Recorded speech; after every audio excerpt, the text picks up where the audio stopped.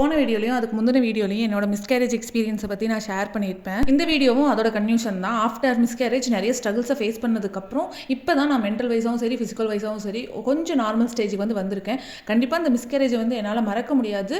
அதை கடந்து வரக்கு தான் நான் ட்ரை பண்ணிட்டு இருக்கேன். கடந்து வந்துருவேன்னு நினைக்கிறேன். மிஸ்கேரேஜுக்கு அப்புறம் என்னோட கைனகாலஜிஸ்ட் பார்த்தீங்கன்னா எனக்கு ஒரு டயட் பிளான் போட்டு கொடுத்துருந்தாங்க. ஏன்னா செகண்ட் பேபிக்கு இன்னொரு 6 மந்த் கழிச்சு ட்ரை பண்ணுறதுனால அந்த டயட் பிளானை ஆஃப்டர் மிஸ்கேரேஜுக்கு அப்புறம் என்னை ஃபாலோ பண்ண சொல்லியிருந்தாங்க. அந்த டயட் பிளானை தான் நான் ஃபாலோ பண்ணிட்டு இருக்கேன். நான் மென்டலி ரொம்ப டிஸ்டர்பாக இருந்தனால ஃபர்ஸ்ட் 3 மந்த் என்னால் ஒழுங்காக அந்த டயட் பிளானை ஃபாலோ பண்ண முடியல.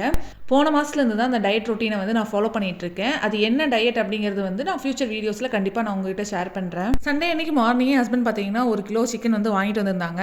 1/2 kg மார்னிங்கே குழம்பு பண்ணி வறுவல் பண்ணிட்டேன். மீதி 1/2 kg நைட்டு பிரியாணி பண்ணலான்னு எடுத்து வச்சிருந்தேன். ஸோ அந்த 1/2 kg வச்சு தான் நைட் பிரியாணி பண்ணியிருந்தேன்.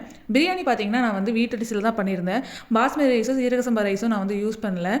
மார்னிங் பிரியாணி செய்கிற ஐடியாவே இல்லாதனால நான் சீரக சம்பா ரைஸும் சரி பாஸ்மதி ரைஸும் சரி வாங்கிட்டு வரவே இல்லை. ஸோ வீட்டரிசியை வச்சு பிரியாணி பண்ணிட்டேன். எனக்கு கொஞ்சமாக பிரியாணி கிரேவிங்ஸாகவே இருந்தது. சரி நம்ம கடையில் வாங்குறதுக்கு பதிலாக வீட்டிலே செஞ்சிடலாம் அப்படின்னு சொல்லிட்டு தான் நான் வீட்டில் செஞ்சேன். அதுவும் பொன்னி ரைஸ் யூஸ் பண்ணி தான் பிரியாணி செஞ்சுருந்தேன். வீட்டரிசியில் பிரியாணி பண்ணுறதுனால நல்லா வருமா இல்லையாங்கிற டவுட்லேயே தான் பண்ணிட்டு இருந்தேன். ஆனால் ஃபைனலாக பிரியாணி நல்லாவே இருந்ததுங்க. எனக்கு ஓகே பிரியாணி எப்படி இருந்தாலும் நானும் அம்மாவும் சாப்பிட்ருவோம். ஆனால் என் ஹஸ்பண்ட் என்ன சொல்வாருன்னு நினச்சிட்டே இருந்தேன். ஆனால் அவரும் சாப்பிட்டு பார்த்துட்டு பிரியாணி நல்லாவே இருக்குது, வீட்டரிசியில் செஞ்ச மாதிரி இல்லை அப்படிங்கிற மாதிரிலாம் பெருமையாக சொன்னார். ஆனால் எனக்கே தெரியும் பிரியாணி கொஞ்சம் ஆவரேஜாக தாங்க இருந்தது. ஆனால் குறை சொல்கிற அளவுக்கு இல்லை, நல்லாவே இருந்தது. அவரும் நல்லாவே சாப்பிட்டாரு, எங்கள் அம்மாவும் நல்லாவே சாப்பிட்டாங்க. இனிமேல் டெய்லி ஆஃப்டர்நூன் பார்த்தீங்கன்னா மினி vlog அப்லோட் பண்ணிடுவேன். லாங் வீடியோ வீக்லி ஒன்ஸ் கண்டிப்பாக அப்லோட் பண்ணிடுவேன்.